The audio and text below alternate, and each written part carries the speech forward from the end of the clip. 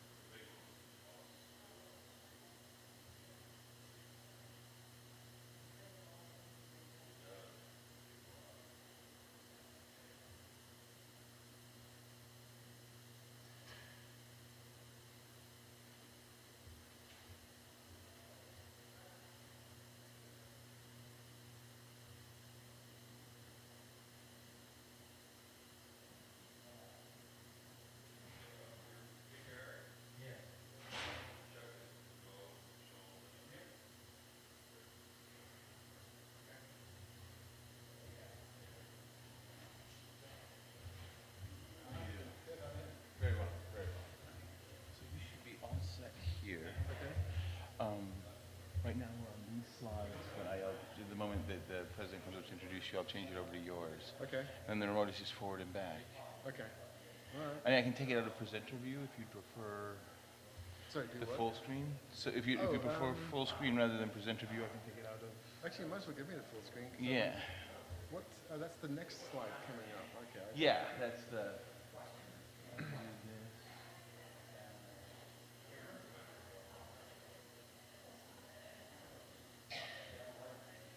And this is being videotaped, so I can't move around too much then, right? It is being streamed and videotaped. Yeah, you're a little.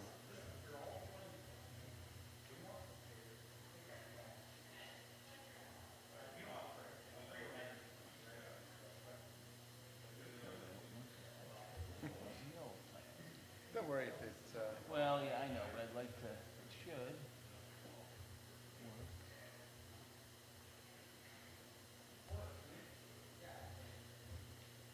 no, it's not going to cooperate.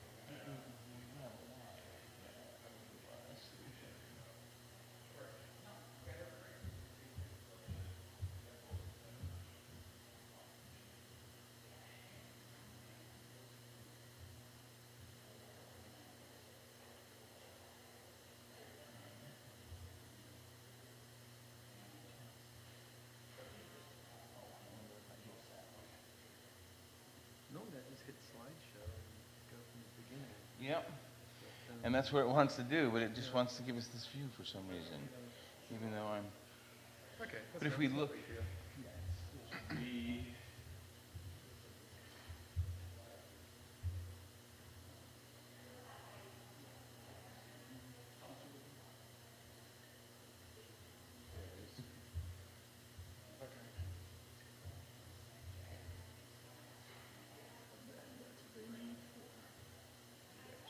But yeah, it just goes forward and back, and you're all set there. And yeah, with it being videotaped and the microphone's there, it gives us good level to the audio. So. Okay. That view works for you? I know it's a little down to the left. But Yeah. it keeps it out of the shot as well. It's funny, they end up being almost everywhere. Usually the listings on the, only on the screen. Right. And I have to keep Turning around. Erase that? We tried to hang a big mirror back there, but it didn't seem to work quite the right way. But we ran through in all the pop-up scenes with the runner and Okay. so they went with your music place, so you were all set.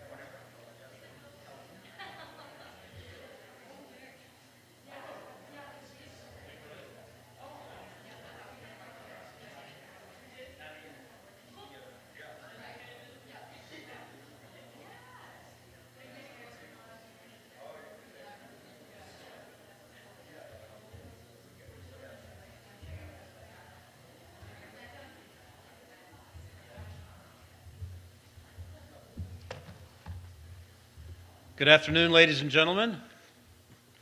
Welcome to another program in our Great Decisions series that is sponsored in cooperation with the World Affairs Council of Western Michigan.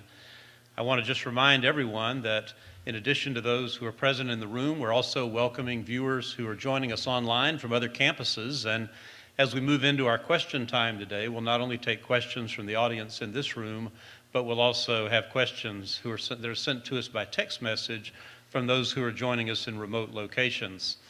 I want to encourage everyone, if you haven't done so, to take a minute at your leisure to visit the website of the World Affairs Council of West Michigan. It's worldmichigan.org.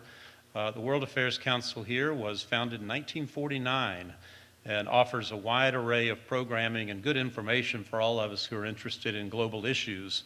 Well, it's our pleasure today to welcome as our guest speaker Dr. John McCormick, Professor of European Politics at Indiana University, Purdue University, Indianapolis.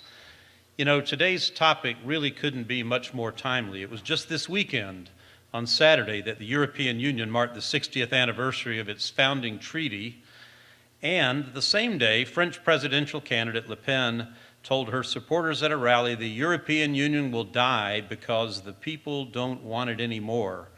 It is arrogant, it is hegemonic, and empires are destined to perish anyway. She said, the time has come to defeat the globalists. So that was just this weekend. I think our topic is certainly one that makes the headlines every day, and we're very fortunate that Dr. McCormick is here to talk with us about Brexit, about the migration crisis in Europe, and many other threats that are faced by those who wish to preserve the European Union as it has been established.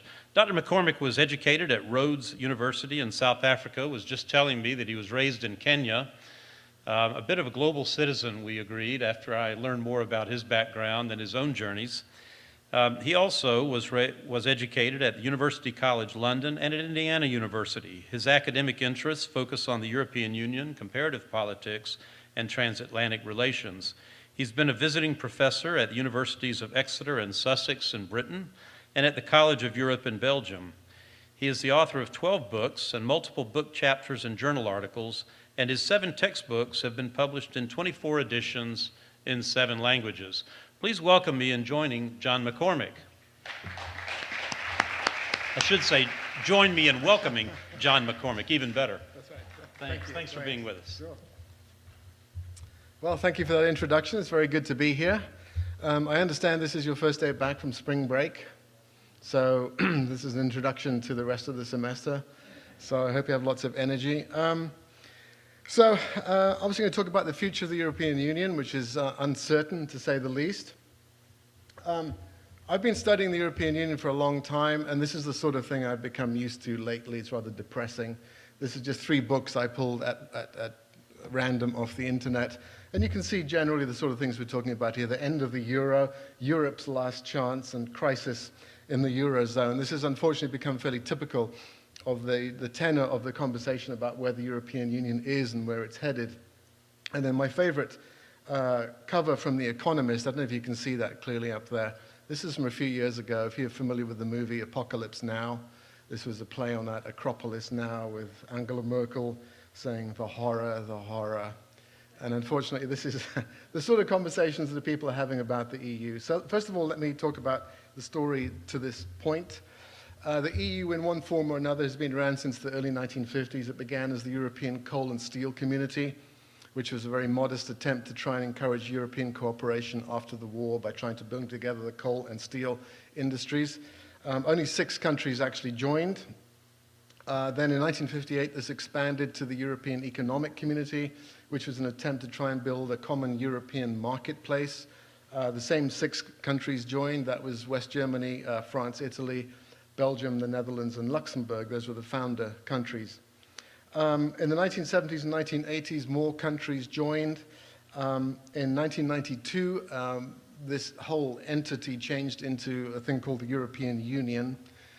I won't bore you with the details of how this happened. Just have to take my word for it. That's the way it happened. In the early 1990s, the name kind of changed and the legal basis of this arrangement changed. In the late 1990s, we saw the launch of the euro, the European single currency, which came into being in 1999 in an electronic form, and then a few years later it became into being as a physical currency. And then in 2004, membership of the EU expanded to 25. And the most significant thing about that was many of these were East European countries, including three former Soviet countries, Latvia, Lithuania, and Estonia.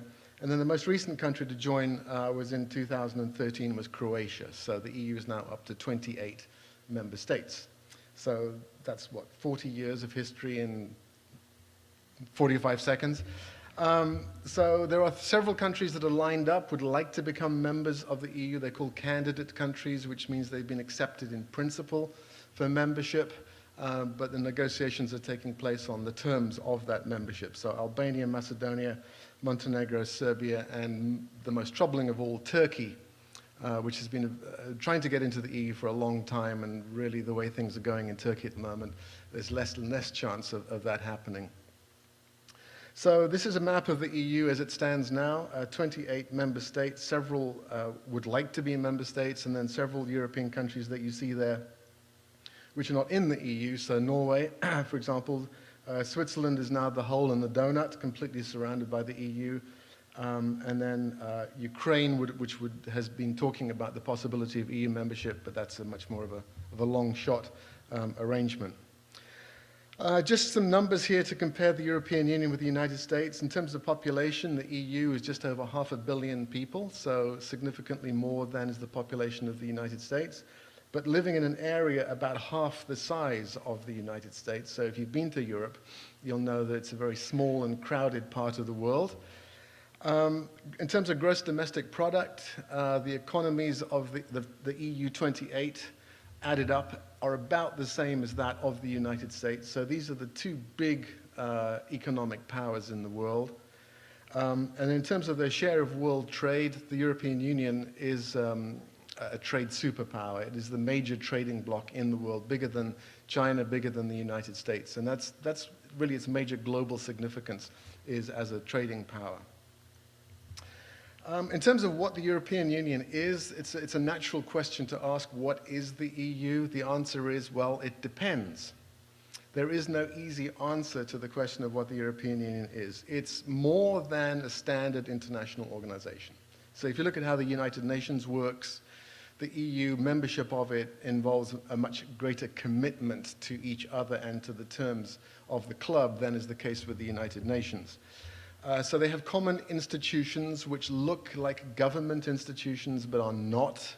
There is no system of European government. There is a system of European governance, which is a looser political arrangement. So there are these institutions which look like they should be part of an EU government, but they don't have that same kind of legal and political power and authority. This is not a federal United States of Europe. There are some people that would like to have a federal United States of Europe, and then there are other people who would say, over my dead body, is that going to happen? So this is a very controversial idea about where the EU is headed. And some of the founders of the EU, back in the 1950s, their long-term view was we could make Europe into something like the United States of America. And they've made some progress in that direction, but still some way to go to get to where the US is. So I would say it's more like a confederal system, where you still have independent states, but they come together on areas of mutual convenience. So it's a little bit like what we had for a few years under the Articles of Confederation. So it's a looser form of political association, but more than a standard international organization. So I hope I'm not complicating things too much here, but the answer to the question, what is the EU, is a very difficult one to answer. They have an open market, which means that essentially there is open trade among the 28 countries, free movement of people. So if you're a legal resident of one of the 28, you can travel and move and live and take all your money and vote in local elections in the other 27. They have a common trade policy, as I mentioned. They have a shared foreign policy, so the 28 try to work together on foreign policy issues. There is no European Union military. There have been moves to try and build one, but that comes up against a lot of resistance. There is no European Union police force. There is no EU tax. So you can see that in some areas the EU looks like the US, but in some areas it absolutely does not look like the US. So the Europeans have been used to crises. They have regular crises. This gentleman here is Jean Monnet. He was one of the founders of the EU, a French bureaucrat. And he once said that the building of Europe is a great transformation which will take a very long time. Nothing would be more dangerous than to regard difficulties as failures. So he predicted that the EU would come together on the basis of crises. And the extent to which it came together would be really on the basis of how well the Europeans managed or failed to manage those crises. Now, they've had many crises over time, and just to give you a few of the really big ones, which have come in the last few years, unfortunately, the global financial crisis hit the Europeans quite substantially. Many EU financial institutions had an interest in the US market and in the subprime mortgage crisis. Then the debt crisis in the Eurozone that really hit the Greeks and the Italians and the Spanish and the Portuguese particularly. And the Europeans are still trying to recover from the global financial crisis, to some extent the same way as we are here. Then with the outbreak or the worsening of the Syrian civil war, massive influx of refugees from Syria into Europe. By no means were these the first refugees to come to Europe. The EU has been very attractive for refugees for a long time. But this one put a lot of pressure on the EU, political discussions about how we're going to respond to the Syrian refugee crisis. And then the really big one was the 2016 vote on Brexit last year.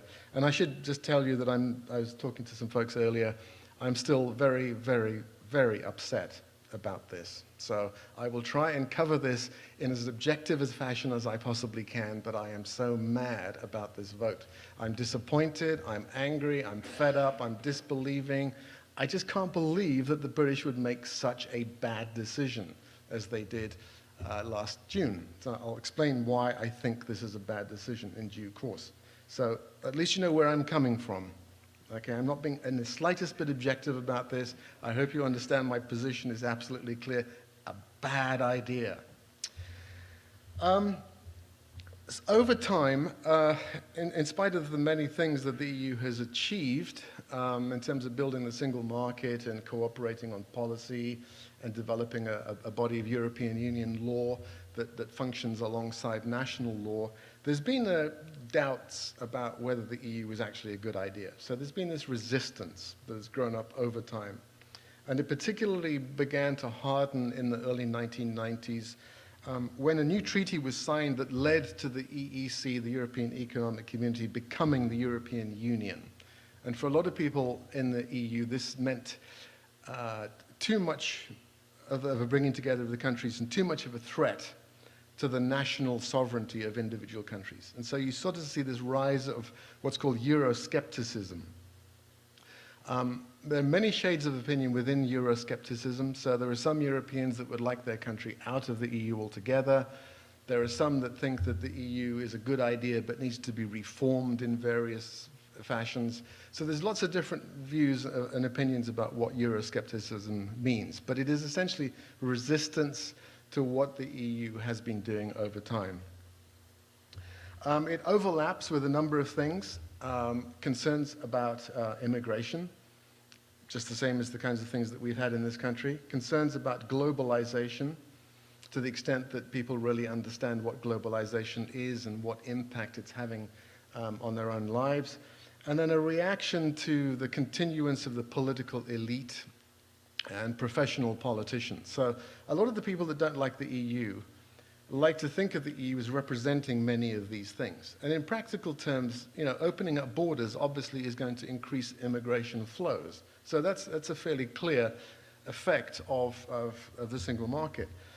In terms of globalization and the political elite and professional politicians, those are all more debatable propositions. Now, you've probably heard and seen all of these somewhere else, right? So, as I was saying earlier over lunch, when Brexit happened, the day after, I told my kids, Donald Trump is going to be the next president. They were very upset with me, but I said, okay, I'm a political scientist.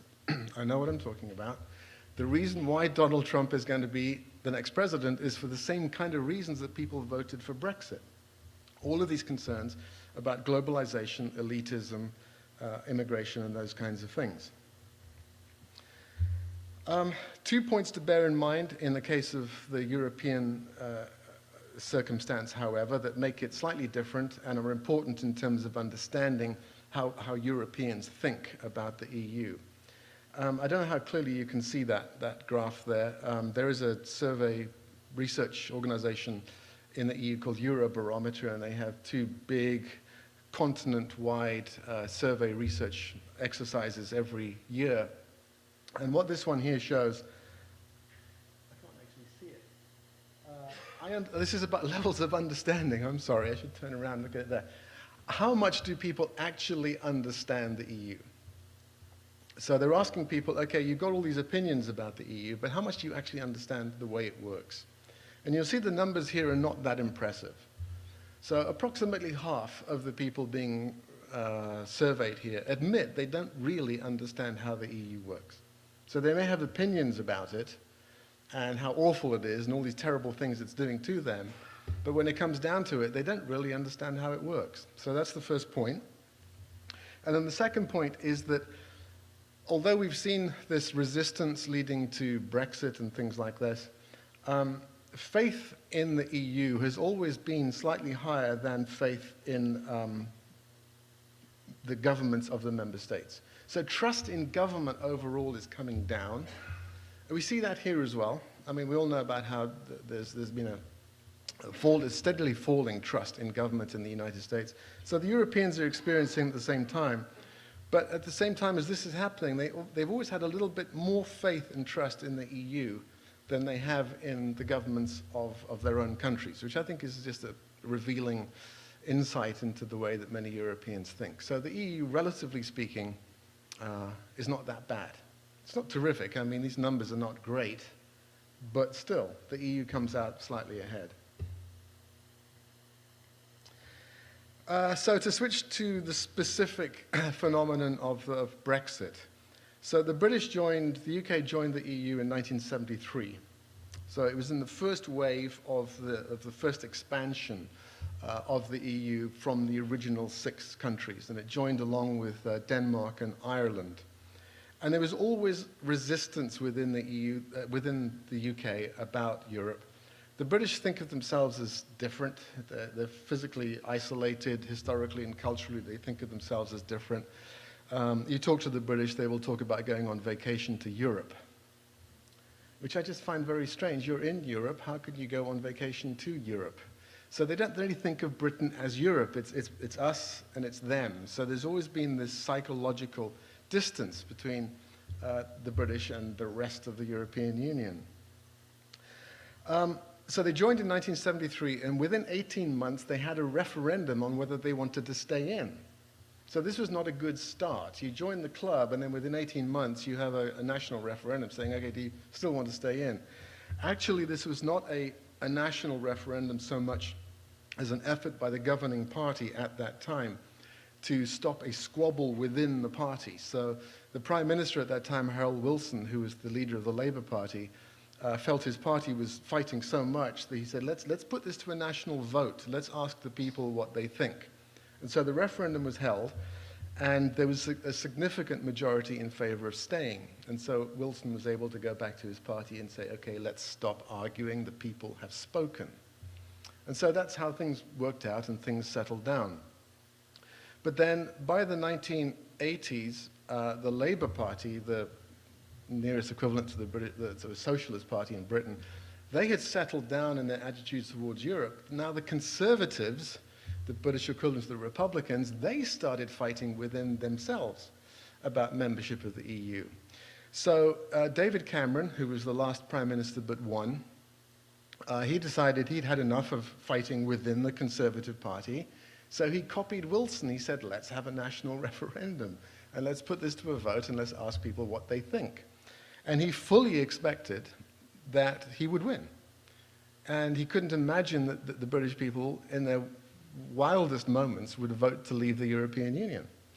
But he was taken by surprise, as everybody was taken by surprise, frankly. Now, this is kind of interesting. This is the question that was originally proposed to be on the referendum. And it looks like a fairly straightforward question. Do you think that the UK should be a member of the European Union? So this was discussed and talked about, and it went to the UK Electoral Commission, which runs national referendums in Britain, and they said, we've got a problem with this question. We think there's enough people out there that don't know that Britain is already a member of the European Union that they're going to get confused. So this question was thrown out, and another question was posed in which people were asked, do you want to leave or do you want to stay? So the debate became between leavers and remainers. So the campaign started up. I founded a Facebook page in which I campaigned against Brexit. It was just a modest attempt to try and do something about which I felt fairly strongly about this issue. And I think I had about 35,000 likes by the time the referendum took place, which is not bad for a part-time professor of political science in Indianapolis to be running this thing. But it was very interesting to engage with people in this debate in the UK. So I got some insight into the sort of the thinking, the way people were thinking. And one thing that was abundantly clear is that many people simply did not understand how the EU worked or what it meant for Britain. And the Leave campaign, frankly, misrepresented a great deal of what the EU means for the British people. It was also interesting that it seemed to be that many of the people that voted for Leave or were in favor of Leave didn't actually want to leave, they just wanted to cast a protest vote. And most people, most political scientists, most political leaders, David Cameron, really didn't think that this vote was going to go against staying within the EU. So we were all taken by surprise. The polls all suggested that it was going to be a win for the Remainers, not a substantial win, but nevertheless a win. So in the end, it was a 52 to 48% vote to leave, but about 1/3 of people didn't vote. So you have to factor that in. Roughly 1/3 of people voted to leave. The rest of the country either voted to stay or didn't vote at all. And then since then, the British government has been in crisis mode about what to do because they just didn't expect this to happen. So one of the first things, of course, is that happened was that David Cameron resigned as Prime Minister, and Theresa May was eventually elected leader of her party and is now the Prime Minister. And she had campaigned for Britain to stay, but now she keeps saying things like, Brexit is Brexit, and the people have spoken, and therefore we have to leave. And so there's now this conversation going on about the terms of the exit. And this week, they will begin a 2-year formal process of leaving. But absolutely nobody knows what this is going to involve, or look like, or what the terms of the exit will be. So we're now in a stage of great uncertainty in terms of Britain's place within the EU and in terms of where we go from here. Now, just to give you an example of the misrepresentation, and I am using the polite word misrepresentation rather than lies. This is a very famous or an infamous symbol of the debate. The Leave campaign put together this big bus, which they drove around the country, and if you can see there, it says, to the effect that Britain pays £350 million a week into the EU budget. And if we leave the EU, magically we'll get this £350 million back. What was that, about $500 million, something like that? And not only will we get it back, but we'll put it all into the National Health Service, which is the NHS. So this is going to be fantastic. We'll have this enormous saving, and we'll put all of this money into our wonderful National Health Service and make it even better than it already is. Well, there's lots of problems with this entire supposition, the idea that you can simply switch one big pot of money from one place to another and simply say, well, this is all going to go to this particular objective. But the other problem is that this figure is complete fabrication. It bears absolutely no relationship whatsoever to reality. The amount that the British actually paid in was approximately half of that figure. So once you add in the amount that Britain paid in, the amount they got back in various forms, they were actually only paying about £173 million per week, but it was being portrayed as £350 million per week. So this is a small example of the way that the Leave campaign misrepresented things. I could give you many others, but we don't have enough time. So let me just say why Brexit is a bad idea. First of all, the referendum is based on misunderstandings. People didn't know what was going on. People were told the wrong thing, alternative facts about the way the EU actually functions. A lot of the problems that were blamed on the EU were not, in fact, the fault of the EU at all. But it was a handy scapegoat that the Leave campaign could put forward as this is, we can blame the EU because it can't really defend itself. With Britain out of the EU, it loses access to this enormous marketplace, the wealthiest marketplace in the world for its size. The EU will also lose Britain as a major economic, political, military partner. So the EU is going to suffer as a consequence of this as well. Instead of the UK being part of the EU policy-making process, once it leaves, it will have to react to what the EU does, and it will still be bound to a large extent by the fact that this big marketplace is right next door, but it will not have the capacity to really shape the direction that the EU takes. By itself, the UK is going to be a much smaller actor in the world. As part of a group of 505 million people, it's a major player. With a population of about 60 million and about the sixth biggest economy in the world, it's still a middle-sized player, but people aren't going to pay as much attention to the British when they're negotiating with them as they do to the European Union. In terms of foreign investment, the UK has been very attractive to foreign investors because obviously they speak English there, and if you're the United States and you want to set up a company in Europe, then Britain would be your first port of call. Even the Japanese would prefer to set up a factory or a business in the UK rather than other parts of the EU. They're going to lose that advantage. Britain will have to do its own trade deals. Instead of being part of a cluster of 28 countries, it'll be one by itself. And it's going to have to renegotiate trade deals with the other 27, with the US, with the Canadians, with the Japanese, with the Chinese, you name it. This is going to be an enormous task for Britain to take on in a short period of time. London is one of the great financial centers of the world, if not the greatest financial center in the world. It will be hit very hard by the fact that London is no longer part of the EU. And already people have been talking about closing down offices, moving jobs to Paris or to Frankfurt or to other parts of the European Union. And this will continue. And then Brexit, to a large extent, feeds into nationalism. And nationalism, it has attractions, but it can also be extremely dangerous. And one of the great things about the EU is that a part of the world where they spent about 2,000 years fighting with each other has been at peace since 1945, in large part because they've all thought of themselves more as working with each other rather than in competition with each other. And then the final thing is that Brexit could actually mean the end of the UK. Because there was divisions within the UK about who wanted to stay and who wanted to leave. So if you look at these numbers, the numbers are fairly clear in terms of just the color on the chart there. Scotland voted to stay. Northern Ireland voted to stay. London, large parts of London voted to stay. Most of England didn't.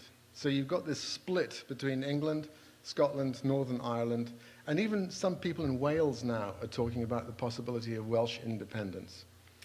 That's an interesting idea, but really difficult to achieve. The Scottish had an independence referendum 3 or 4 years ago. It went against independence. Now they're asking for another vote on independence next year, which could conceivably go in favor of independence. So Scotland then goes off and becomes independent. Northern Ireland conceivably could reunite with Ireland, but that would lead to all kinds of problems. So really, the whole of the UK, the structure of the UK, is now affected by the fact that they've chosen to leave, but not everybody wanted to do this. So in terms of the future, I've given up trying to make guesses about what's going on. I really didn't think they'd vote to leave. and most people didn't. There were even the leaders of the Leave movement, in their heart of hearts, did not believe that they would actually win. So you may have heard of Nigel Farage, the leader of a political party in Britain called the UK Independence Party. Even he didn't think they were going to win, and he was astounded when they did. He was like a deer caught in the headlights. What do I do now? I've won. My wish has come true. So it's very difficult to know what's going to happen. I remain the eternal optimist. Andy Moravchik, who wrote the article in the Great Decisions booklet, he's always been an optimist about the EU, so he and I are in sympathy in that regard. We both think that whatever the problems, the achievements have been substantial, and that the EU will get past its short-term problems. Now, Brexit is a very, very big problem, so this is going to be a big challenge. Euroscepticism might spread. We'll have to wait and see what happens this year. We've just had an election in the Netherlands where the Eurosceptic Party won a few more seats than it had before, but didn't do nearly as well as people thought it might. We're about to have an election in France where it looks as though Jean-Marie Le Pen, that's her father, Marine Le Pen, the daughter, who is an anti-EU campaigner, she probably won't win, almost certainly won't win. And the pro-EU centrist candidate looks like he's headed to win, so that could be good. And then there's just been a state election in Germany that Angela Merkel's party won very handily, which suggests that she's going to be re-elected later this year for a fourth term. Once you add in Brexit and Trump and Putin and various other things, it could be that the other EU states, the other 27, will decide this is a strange-looking world, and we need to work together more closely under these circumstances. So actually, all of this could bring these countries more closely together. Let's not forget that the EU won the Nobel Peace Prize in 2012. The EU has helped keep the peace in Europe. It's not the only thing that's led to that peace. The United States has obviously played a huge role through NATO, but nevertheless, the EU has been a very important player. The EU is a trade and economic superpower, and it doesn't want to lose that kind of position in the world. Others have to concede to EU policy, so this is an important role that's not going to go away. Just driving up this morning, there was a piece on the NPR about two American companies, and I've forgotten the names of them. GE might have been one of them. Two American companies that were going to merge, and the EU has allowed them to do this. Now, this may sound very strange. Why would the EU have any role over determining whether two American companies could merge or not merge? The thing is, those companies want to do business in the EU, and if the EU figures that these companies have become too big, then they have the capacity to be able to block the mergers of those kinds of companies. And then the euro, which had a lot of trouble for a long time, is now recovering. So that's looking good in terms of keeping the EU functioning. And then finally, Brexit might not happen.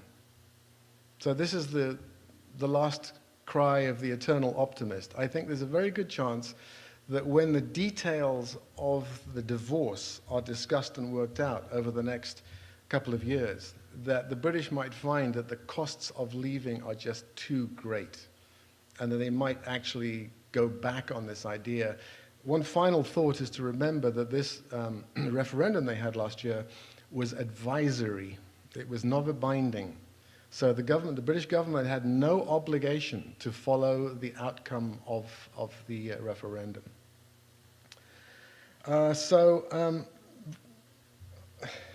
Okay, there was a graph there that's disappeared. That graph, if it was there, would show that on the whole, that most Europeans still feel fairly positive about the direction being taken by the European Union. So I will stop with the map there, and thank you very much.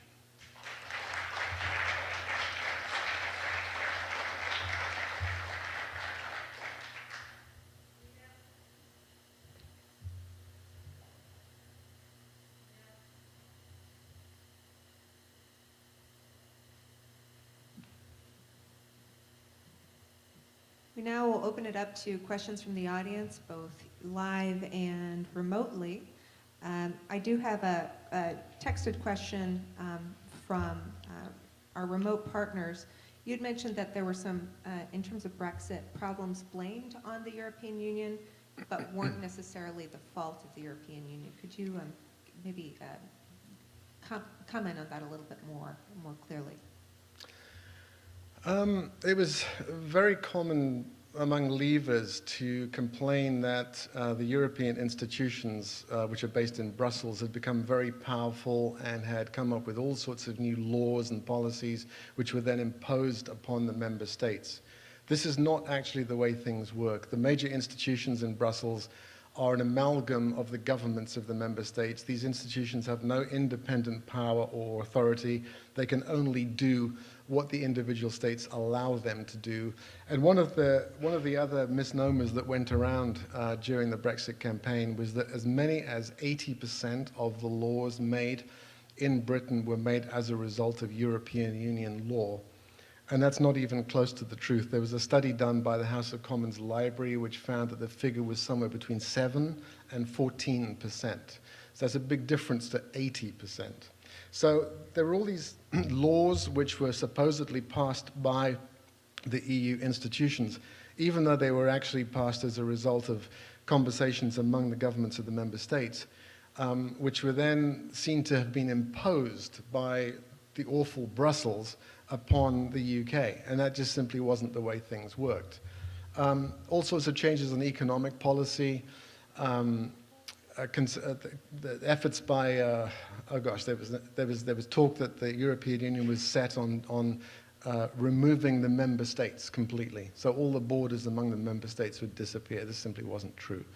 There was a rumor going around that the people in Brussels were going to force a European military on the member state. Simply not true. So many other examples of that kind where the sort of threats that people posed or suggested were being posed by the EU simply didn't exist. Thank you. If you have any questions here, just raise your hand. We have two over here. I'll go to this woman and gentleman there.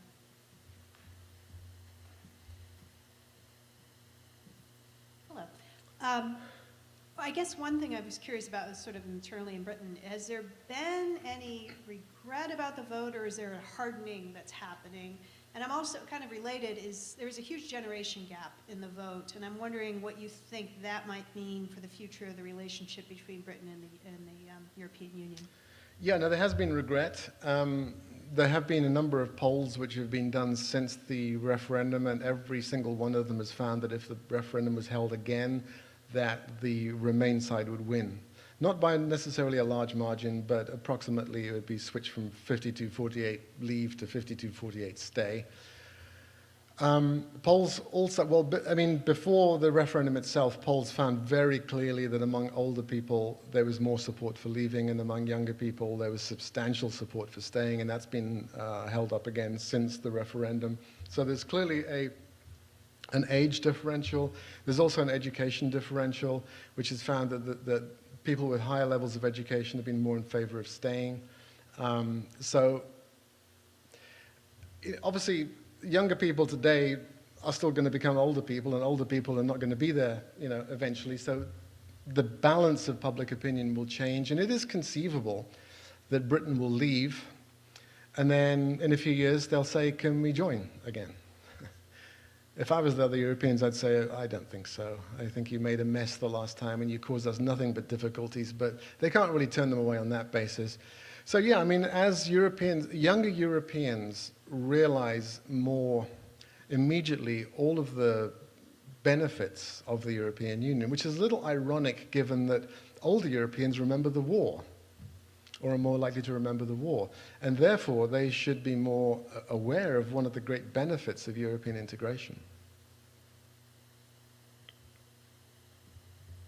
I have two questions too.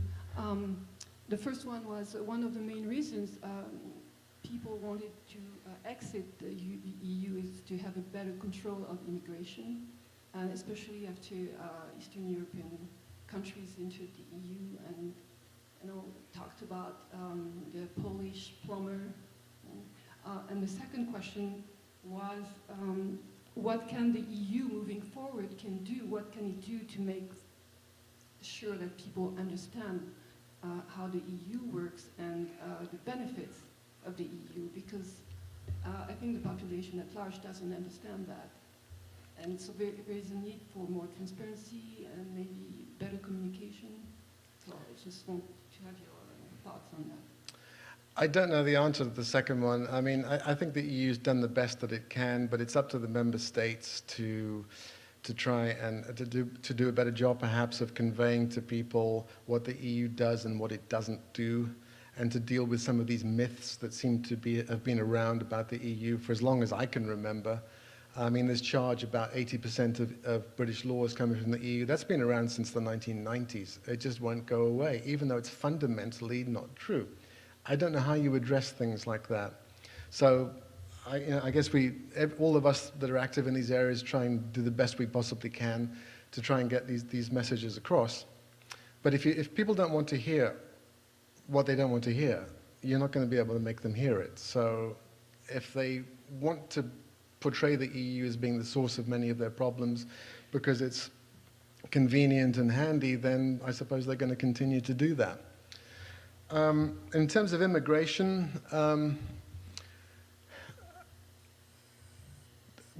it's a difficult one to answer without having a long conversation about the pluses and minuses of immigration. But immigration brings enormous benefits to the countries that are the targets of immigrants.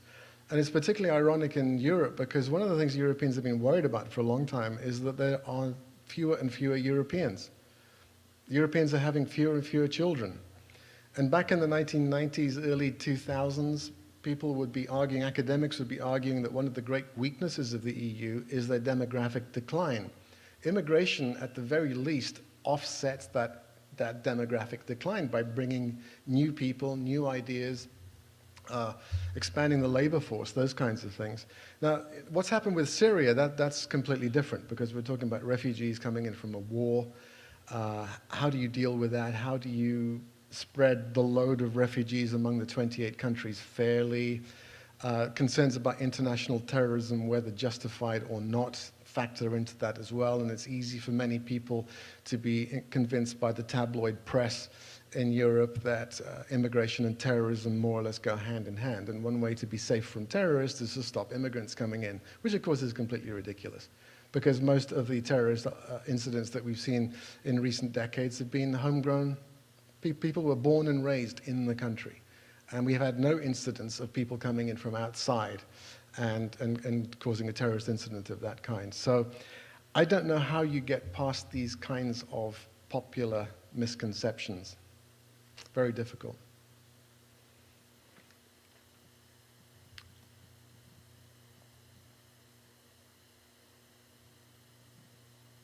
As a political scientist, what do you think of, do you think that Brexit had an influence on the American elections, or Donald Trump's campaign had an influence on Brexit? I very much doubt that, I very much doubt it had much influence. I think the only influence is that the reasons why people voted for Brexit and why people voted for Trump were very similar. But that's not to suggest that American voters looked at Brexit and said, oh my goodness, this kind of fits in with the way that we think about the world. I think that's not true at all. Although I am kind of surprised the extent to which Brexit caught the news headlines in this country. Because I mean, I've been teaching and writing about the EU since the late 80s, and it's always been a struggle to explain to people what I do. The European what? What is this entity? I know where Europe is. You talk to me about Germany or France or Italy, I can understand, but what is this EU thing? When the euro came along, I think a lot of people picked on that as something substantive and something they could relate to and found it interesting. And then Brexit came along, and I think people found that also very interesting in a different way. But I don't think, other than the fact that the underlying causes of Brexit and Trump and populism in other European countries were similar, I don't think that one really had much of an impact on the other. Yeah, have another text question, and then we'll get some audience questions. Of the 28 member countries, there are many with a small economy. How much impact do many of the smaller countries, such as Greece, have on the stability of the EU as a whole? Does the EU take on then a supporting role to these countries, and is that sustainable?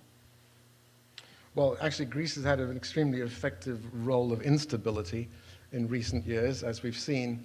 But setting aside debt crises and euro crises and things like that, the voting system, the way the EU is set up, gives the smaller countries more influence per capita than the larger countries.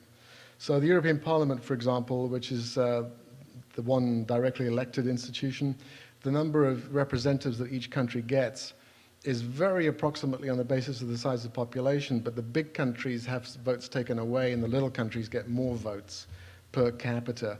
And then there's another institution called the Council of Ministers, where they have a very complicated qualified majority voting system that makes it impossible for a small group of big countries to dominate. So they've thought very carefully about the balance.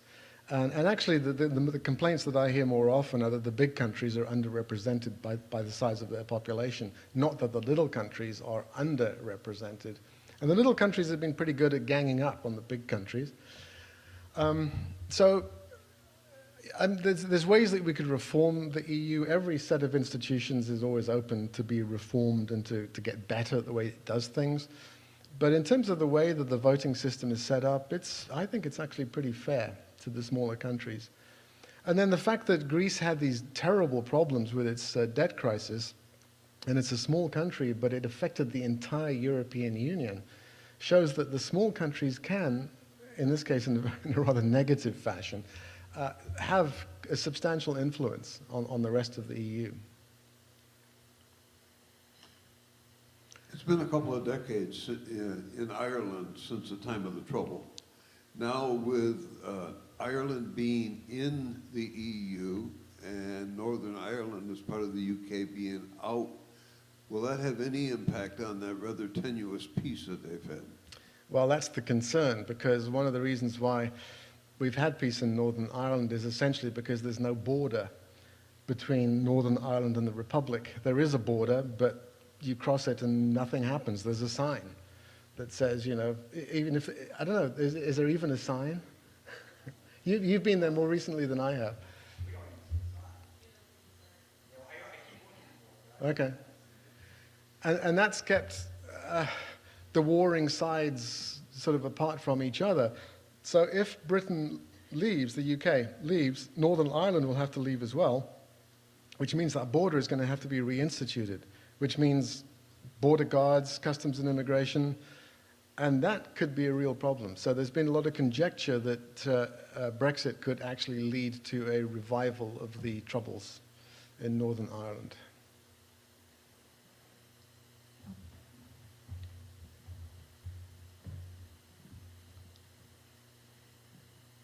You mentioned a couple candidate countries, member countries, and a little bit about nationalism and populism as well.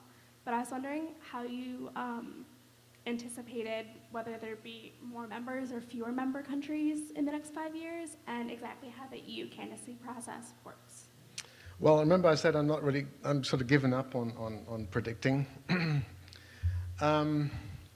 These countries that want to join, there's been very little sign that they are less enthusiastic.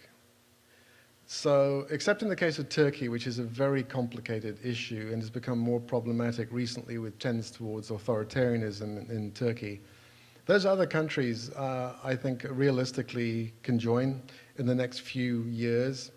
In terms of when they'll join, that all depends upon the process of negotiation. So what happens is that a country applies, and it has to meet what are called the Copenhagen conditions for entry, which means they have to be democracies, they have to be free market systems, and they have to agree to adopt the entire existing body of European Union law and policies, which all sounds kind of fairly straightforward, but in order to get them from the point of application to the point where they've actually signed off on this can take years and years and years. So a country applies, and the EU says, yes, in principle we're okay, so you now become a candidate country, that's what it's called. Now we sit down and we have a whole series of conversations and negotiations about the terms of entry.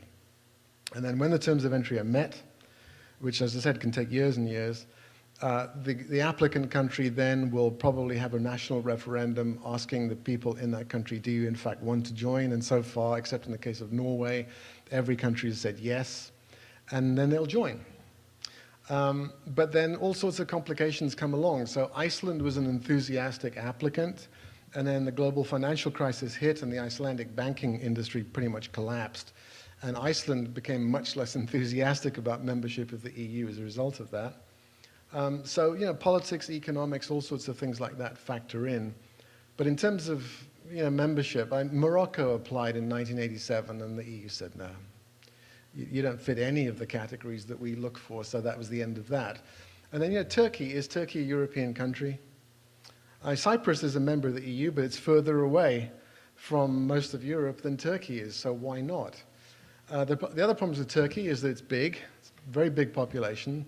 It's fairly poor on a per capita basis. And although nobody will say it, the elephant in the room, of course, is it's a Muslim country. And how do you integrate a predominantly Muslim country, even a relatively secular one, into an EU that claims to be secular but is still fundamentally Christian? See, Albania, not a problem.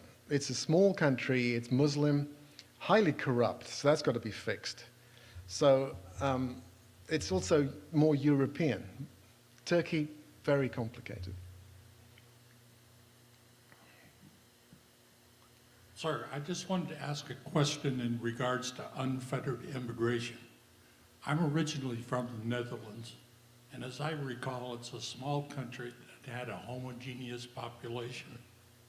Now, when you drop in Moroccans and you drop in Syrians, Turks, Ethiopians, whatever it might be, and they live in small enclaves throughout the country, which the people who live in the country don't venture into, without assimilating, how can this ever work? And this isn't happening just in Holland or the Netherlands. It's happening throughout Europe. And I don't think that'll work unless people decide to become integrated into the country in which they move. Or the people in that country decide that they want to welcome those people into their society and they're okay with allowing them to be part of the system. Of course, this is a problem. But Europeans have immigrated to each other's societies for centuries, literally. The complications have arisen recently because the people that are moving don't quite look the same. And let's be honest here, I think there's a high element of racism involved here. So as long as the Dutch were moving to England, or the English were moving to Spain, or the Spanish were moving to Austria, it was okay. When the Poles started moving to Britain, that started to cause some difficulties among people in Britain who weren't sufficiently progressive to accept the archetypal Polish plumber, as they were called. But when you start talking about people coming from the Middle East, and when you start talking about Muslims, and Sikhs and Hindus and people of different religions and different races, then it becomes a problem. But it's a problem of perception. I personally have absolutely no problem at all with having a diverse society. I think diversity is great. And I think that more people can integrate with each other and live next door to each other and work with each other and look at somebody on television and say, I don't think of that person as black, white, whatever. I think of them as being a member of my community. The better. The trouble is that many people don't think that way, and they tend to think of people who look and sound different from them as being a threat. So a huge problem, yes, but you know, offset the problems with the enormous benefits of having that immigration. And in the case of Britain, what's often forgotten is that about 2 million people in Britain live in other parts of the EU. So it's not a one-way street. People are leaving the UK and they're going to all over the place. They're coming here, they're going to Australia, but they're going to other parts of the EU. So you've got an open market, you've got people moving back and forth. I think if people think about this and move away from the threats, many of which I think are kind of imagined threats, I think the benefits become very clear. It's a very hard sell, however. when these people who have moved in insist upon following Sharia law in a country that is secular, how does that work? Not easily. No, I understand what you're saying, and I don't really know the answer to that question.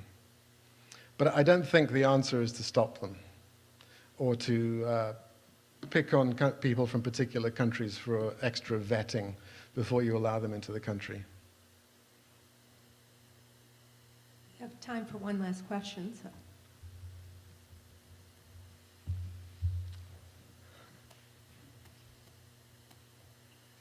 So going on to what you're just saying about people, both from the United Kingdom and kind of throughout Europe moving around, part of what the EU has done is facilitated students and scholars moving around throughout the European Union as well. So I thought you might reflect for a minute on what Brexit could mean for universities in the UK and for the ability of British students to travel around Europe. Yeah, that has been one of the focus of some of the conjecture about what this might mean is that, universities, American universities, we're busy trying to attract foreign students for a whole variety of reasons, but let's face it, one of the main ones is they pay a lot more in fees. That's true also in Britain, to get students from other parts of the EU. But that's a deeply cynical reading of it. Much more than that is the benefits of actually having movement of faculty and students through different universities in different countries. And they've had a very successful program in the EU called the Erasmus program. It's had various different names, but it's now basically comes down to the Erasmus program. So what that means is that there's scholarships which provide students with financial assistance to go from different countries to complete their education. There's also a separate arrangement which has been actually promoted by the Council of Europe, which is a separate operation called the Bologna process, which is a credit transfer system, so that if you take classes at a university in country A, instead of struggling to have those credits transferred to a university in country B, that there will be a mechanism by which they can count all of your courses and move them. And there's also equivalency of diploma programs. So how many credit hours do you have to get to do a bachelor's degree? How many to a master's degree? All of that has been made available by these kinds of arrangements. The movement of faculty. You go to most European universities now, you're going to find faculty from all sorts of different countries. And this is great in terms of the variety of education that the students face. And much of this could be threatened, because the faculty are going to be less interested in going to the UK because of concerns about visas and all sorts of things like that. The students are going to be more interested in going to other countries where it's easier for them to move and get these kind of transfers take place. So yeah, I mean, this is a matter of definitely being a part of the conversation about the effects of Brexit. Yeah.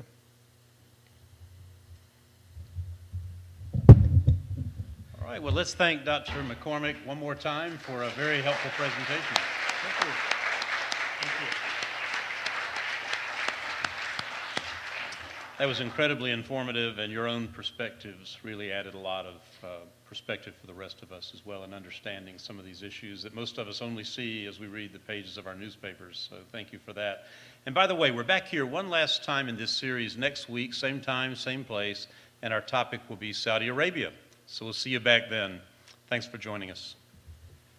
Thanks again. Thank you very much. Good to meet you. Yeah, you too.